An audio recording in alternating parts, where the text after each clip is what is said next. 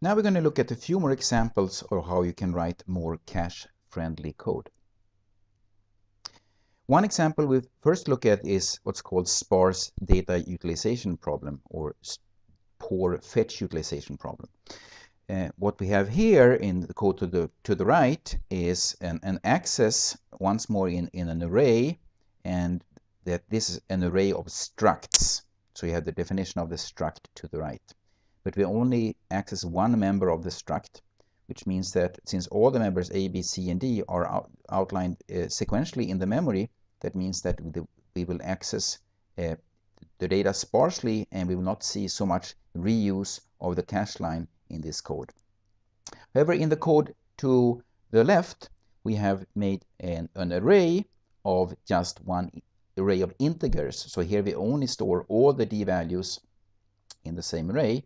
That means that the d values will be packed much closer together, and compared with the solution to the right, what you will see here is that we will be able to have much better spatial locality, and we will need a smaller array since we're packing them closer together. Of course, this optimization assumes that there aren't any other places in this application where you access both D and some other members of the struct in the same loop, because in that case this may be a pessimization rather than an optimization. But just looking at this loop, this would clearly be an optimization. So how much better would it be? Well, I ran this application as well on some number of processors a couple of years back, and see what the speed up of the optimized versus the unoptimized is for different array sizes. And you can see there is a spike in the middle here where the difference goes all the way up to 15 times for Pentium D, and then for large arrays it trickles off to levels off to a factor 4, and that's probably what you should expect for this kind of optimization. Looking at a sparse data utilization or fetch utilization problem in the thread spotter, we would see a curve that looks like this. And when you see a curve that looks like this, you're probably not surprised to hear me ask this question. Given that we make the proposed optimization, will we see the ceiling come down, the ski slope move to the left, or both? Well, we make a smaller array, and we also improve the spatial locality. So in this example, actually both will happen. An example from the real world, Cigar, a gaming example, open source code that's widely used out there. We look in using thread spotter, we look at the original code, and we see that the worst problem of this code, the number one problem we found, is fetch utilization. We click on fetch utilization, we take it to the spot of the crime, and as you can see right here in this yellow box, you can see that we go through a large vector of structs, and we only access one member of the struct, or one variable of the object, when we go through this huge vector. So clearly we have a fetch utilization problem in this code as well. The unoptimized version of Cigar that we just looked at actually looks like it scales fine when you go from 1 to 2, 3 and 4 cores on a chip. It's almost linear speed up. But the optimization that the tool prompted to, which actually involves just duplicating one data structure, that optimization gives you a factor 7 performance improvement when you run on 7 cores. Another problem, maybe not as severe as the previous one, has to do with how you defined your structs. In this example, we're going to walk through a vector of structs, and we're going to access all the members of the struct. So here we have defined all the members of the struct, and each one of these will be touched in this code up here. The code to the right, we pretty much would also apply to the loop up here, but in the code to the right, we have shown an alternative way of defining the struct. And here we start off by defining all the floating point variables, or the double variables, and then we define all the characters, while to the left we mixed characters and doubles. The way the struct to the left would be laid out looks like this. First we lay out a character, then it's going to be a big hole in the memory space because the floating point has to be aligned. That's defined by the language C, that indeed has to be the place. So you cannot do any smart compiler optimizations here. So that would be a hole in the data structure. Then right after the F1 comes the character B. Then it's going to be a hole in the data structure and so on. While the struct to the right would have all the floating point variables right next to each other, since the end of one floating point is aligned with the beginning of the next one, and then you would have all the characters to the end. This is what that kind of code, what that curve would look like in ThreadSpotter. And once more, I'm going to ask you, what optimization will we see? How will this curve change when we apply the optimization? Well, since we get both better spatial locality and a smaller array from this optimization, that means that both of them will move. So this is what the optimized curve will look like in that tool. Now we quickly move to yet another optimization that would help us make better use of the caches. And this optimization is called loop fusion. And the unoptimized example, we first go through a two-dimensional array, and we assume that the value of n is large here, so the data structures A and B are large, are huge. And then in the second loop, we go through some other data structures, but we also revisit the data structure B again. However, since the data structures A and B are large, it's very unlikely that the values, each of the elements of B, have been kicked out of the cache before we want to reuse them again in the second loop. A more optimized version of this code would be to actually do the first statement and the second statement in the same loop. Now, right after we have accessed one element of B, B sub I sub j, we're going to access exactly the element in the very next line, which may be a couple of instructions away. So the likelihood now that the red statement, the red access to B, will find the data in the cache is now incredibly high. Once more, we see a fetch utilization curve, fetch ratio curve from ThreadSpotter.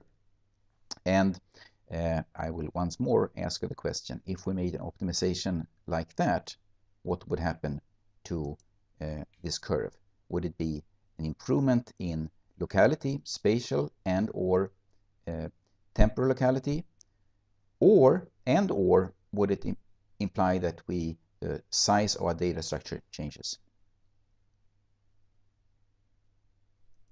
Well, it would mostly be a improvement of the temporal locality, which means that the ceiling comes down. So this is what the new curve looks like. Almost a factor 2 or so in improvement on cache locality. Finally, we're also going to look at padding of data structures. So padding of data structures, in order to understand that optimization, it takes some explanation to show why it is a problem at all to start with. What we have here, once more, is accesses to an array, and this is a fairly small array, let's say 256 elements. It could even be smaller, you would still see the same kind of problem. And for some reason, even though the person writing this piece of code have attended these lectures, there is just in the algorithm, it's that this person is forced to write a code that works in column way rather than row way in this array. So we'll access the entire column until we go up and we access the next element again. And hopefully this cache line where the yellow and the brown element resides will still be in the cache. And look at this, the size of this array. It's just 256 elements. So, you know, if we can hold 256 cache lines in the cache, that cache line should still be in the cache when we access the brown element. However, let's look at what kind of addresses we access when we walk down column-wise here. So the first, let's say that the address of the first element is A.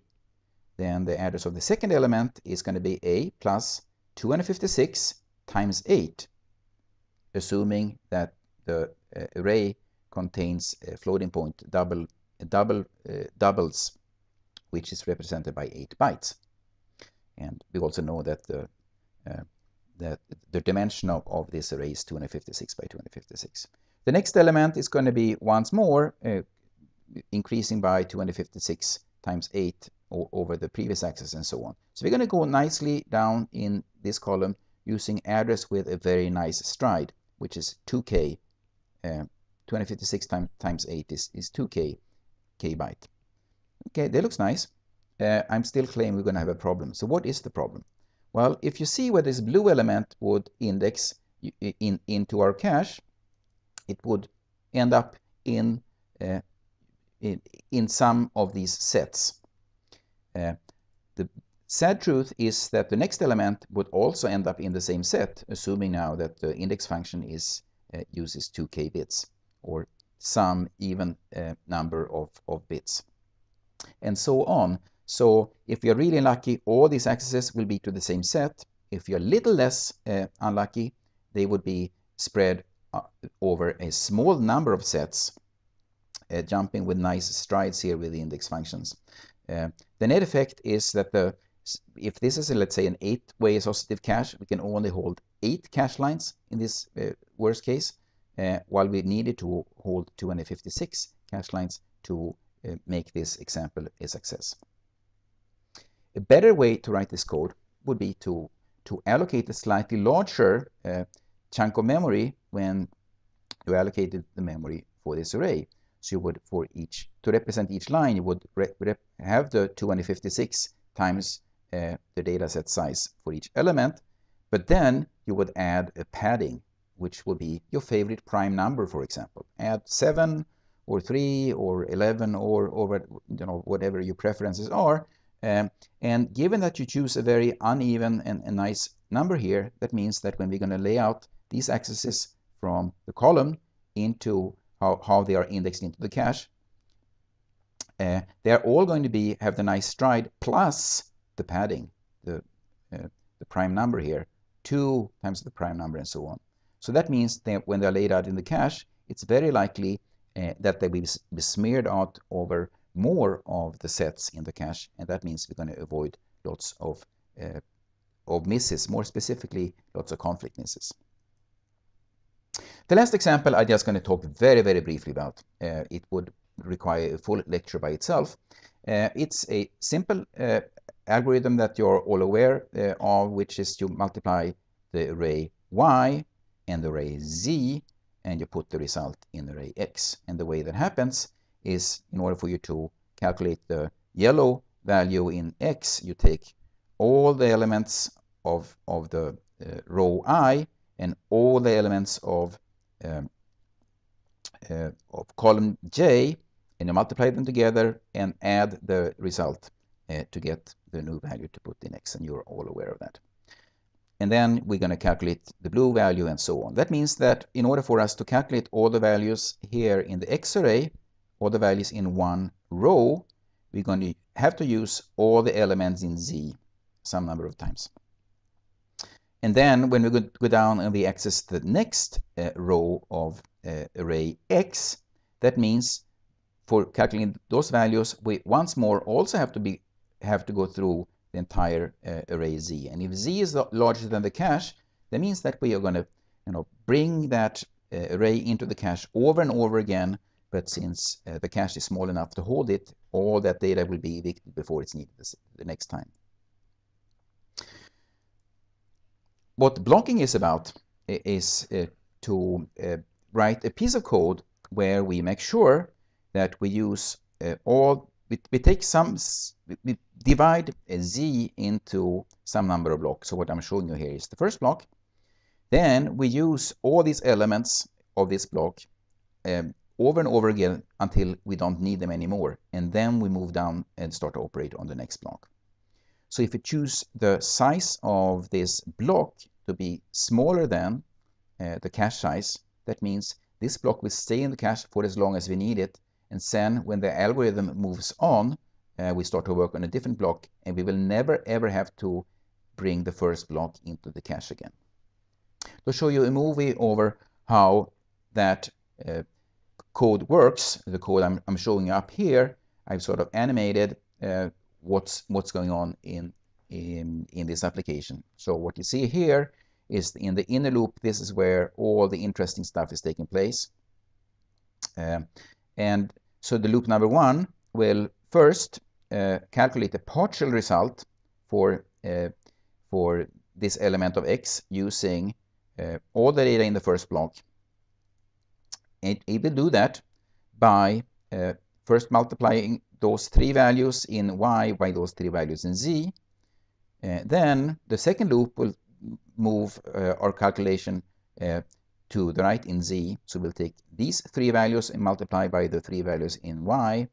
Then the second loop will once more take us to the next column in z, and we'll multiply those 3 values by all the values in the same 3 values in y. So now we produce all these 3 results in x. The third loop will keep producing all the results, the partial results in x, by multiplying the same first block with the next line of y and the following line of y, and so on until we're done that calculation. Now the fourth loop will move away from the first block and start to work on the second block, because now we will never ever have to reuse the values of the first block again. So what we've done, we produced partial results in x in such a way that we will never ever need to bring this piece of the cache of the matrix into the cache again. So this really improves the code. The speed up of this algorithm really depends on the dimension of the array, but you can get 10s, 20, or even higher performance speed ups when you apply this kind of blocking optimization. So following this, the next lecture will talk about how we can apply software prefetches to optimize our code.